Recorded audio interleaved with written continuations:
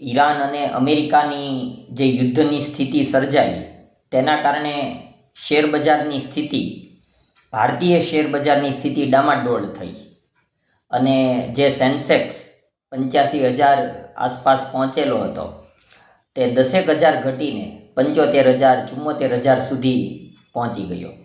એટલે રોકાણકારોને ઘણી મોટી ખોટ ગઈ છે. પણ હવે એ સ્થિતિ સુધારા ઉપર છે.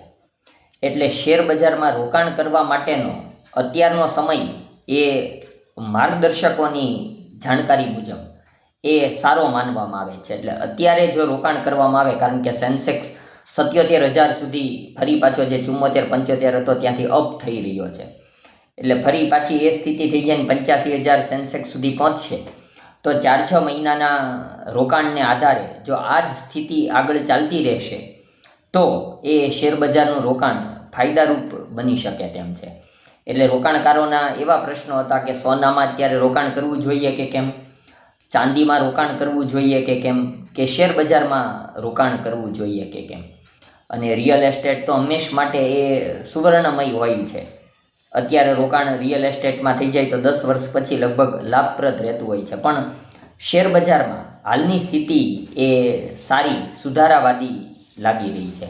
એટલે શેરબજારનું રોકાણ અત્યારે, અને એમ પણ એ વિશ્વસનીય કંપનીઓ અને લાંબા ગાળાનું જો રોકાણ હોય 2-5 વર્ષ માટે, તો કોઈ પણ સમયે એ સ્ક્રિપ્ટ સારી હોય, HDFC બેંક હોય કે ટાટા કંપની હોય કે કોઈ પણ અન્ય જે પ્રતિષ્ઠિત છે, રિલાયન્સ હોય, ટાઇટન છે, જે ટૂંકમાં TCS પ્રતિષ્ઠિત કંપનીઓ છે, એવી તો 10 સ્ક્રિપ્ટ અલગ તારવી લેવામાં આવે અને અત્યારે તેમાં જો લાંબા ગાળા માટે રોકાણ કરવામાં આવે તો એ ઉપયોગી નીવડે તેવો એ માર્ગદર્શકોનો મત છે, જે જાણકારો છે તેમના મતે.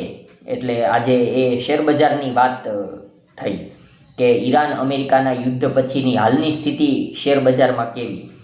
એ જ પ્રમાણે સોનું અને ચાંદી, તો એ પણ અનિશ્ચિતતાનું વાતાવરણ સર્જ્યું અમેરિકા ઈરાનના યુદ્ધને કારણે. પણ હવે તેમાં પણ સ્થિતિ થોડી ઘણી સુધારાવાદી છે. એટલે સુધારાની નિશાની છે. તેમાં પણ એ રોકાણ ઉપયોગી થઈ શકે તેમ છે. પણ જેમ હંમેશનું સૌનું માર્ગદર્શન હોય છે કે તમામમાં અલગ અલગ પ્રકારનું રોકાણ હોવું જોઈએ. એકસાથે સોનામાં બધું રોકાણ થઈ જાય તો એ મુશ્કેલીરૂપ બનતું હોય છે. સોનામાં પણ ઘટાડો થાય, કારણ કે એકસાથે તમામમાં સોનું સતત ભાવ વધ્યા જ કરે એવું તો બને નહીં. જેમ તડકો છાંયો આવે છે, જેમ સુખ દુઃખ જીવનના ભાગ છે, એ જ પ્રમાણે ભાવ વધઘટ થવાના. એટલે સોનામાં પણ ભાવ ઘટી શકે, ચાંદીમાં પણ ઘટી શકે, શેરબજારમાં પણ ઘટી શકે. એટલે તમામમાં થોડું થોડું રોકાણ હોય તે વાજબી છે. અને એ રોકાણ એ લાંબા ગાળાનું હોય એ પણ ઉપયોગી થતું હોય છે. ટૂંકા ગાળા માટે જ આપણે એવું વિચારીએ કે 4-6 મહિનામાં ભાવ વધી જશે અને આપણે લાખોપતિ થઈ જશું, તો એ પ્રકારનું રિસ્ક લેનારા હંમેશા એ શેરબજાર હોય કે સોનું હોય કે ચાંદી હોય તેમાં હેરાનગતિ તેમને વેઠવી પડતી હોય છે.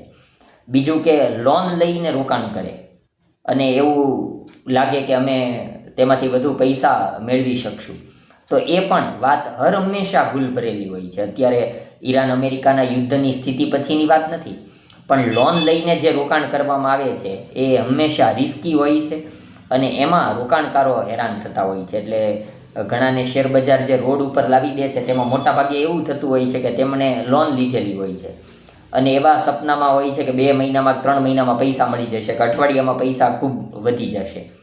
પણ એવું થતું હોતું નથી. એટલે લાંબા ગાળાનું આયોજન, લાંબા ગાળાનું રોકાણ એ હાલની સ્થિતિએ એ ઉપયોગી નીવડે તેમ છે.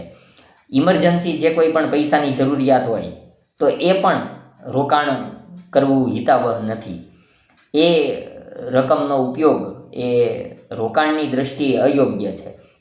સોનું, ચાંદી કે શેરબજાર, તેમાં વધારાની જે રકમ છે, જેનો 5-7 વર્ષ સુધી કોઈ ઉપયોગ નથી, એવી રકમ જો તેમાં ઇન્વેસ્ટ કરવામાં આવે તો ચોક્કસપણે એ હવે પછીની સ્થિતિએ ઉપયોગી નીવડશે.